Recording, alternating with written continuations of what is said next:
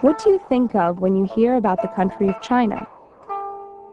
If you were Chinese, you might think of one of the things the Chinese value most about their culture: how they write. It's called calligraphy.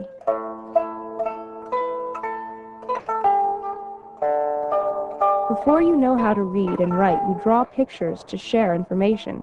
The Chinese language is based on pictures. Does that sound simple? Not exactly. There are over 5,000 Chinese characters, all of them composed of tiny, precise lines, but it wasn't always so complicated.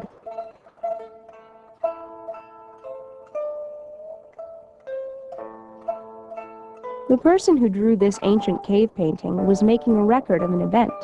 During his lifetime, there was no written language, so in order to communicate with others, he used pictures. The Chinese language in use today is based on the same idea. The language has changed over time, but not very much. In ancient China, the first symbol for the sun was drawn like this. You can see that it looks like the sun. Over time, it turned into this. The symbol for water was originally drawn this way. It looks like a stream. Today, this is how it looks. The meaning of each Chinese character depends on how it is used. When you combine the characters for electronic and voice, you get a new word, telephone. In ancient times, there was no paper to write on. It hadn't been invented yet. Instead, bones and shells were used. The ancient Chinese believed in fortune-telling.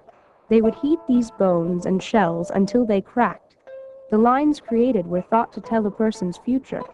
They would record the fortune directly onto the bones to keep a record.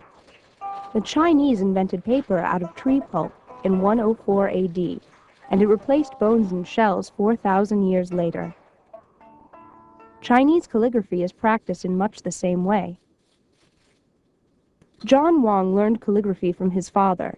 He has devoted his life to preserving this ancient tradition. The art of Chinese calligraphy is based on 5 principles. The first is posture. It is important to sit up straight and be balanced and disciplined, so you don't have any extra weight on one part of your body.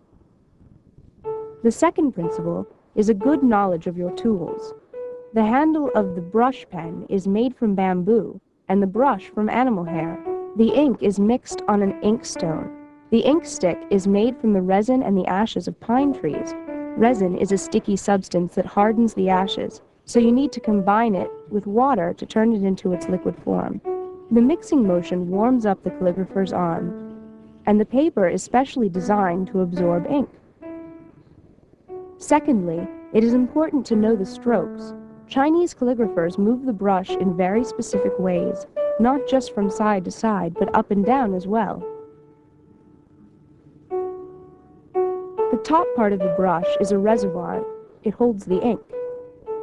It is very important to know how much pressure to apply, or you might have an accident.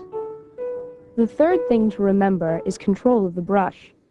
This is something that is only achieved with a lot of practice.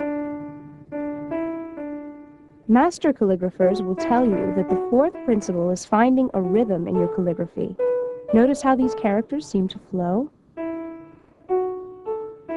The fifth and final principle is drawing the characters in a balanced way, making sure all the lines are in the right place.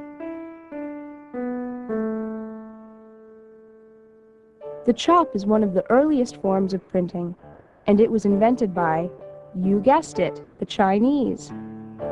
Most Chinese have their own chop. It is like their own personal signature. Today, a chop is required on most official documents. That includes bank statements, checks, and works of art. John Wang also works to preserve this ancient art form.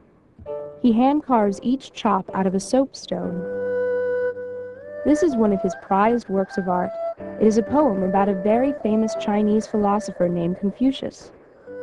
Confucius's beliefs still play a big part in Chinese culture today. He believed in being filial, which means honoring your elders. John Wong is filial because he carries on the thing that his father loved most, calligraphy.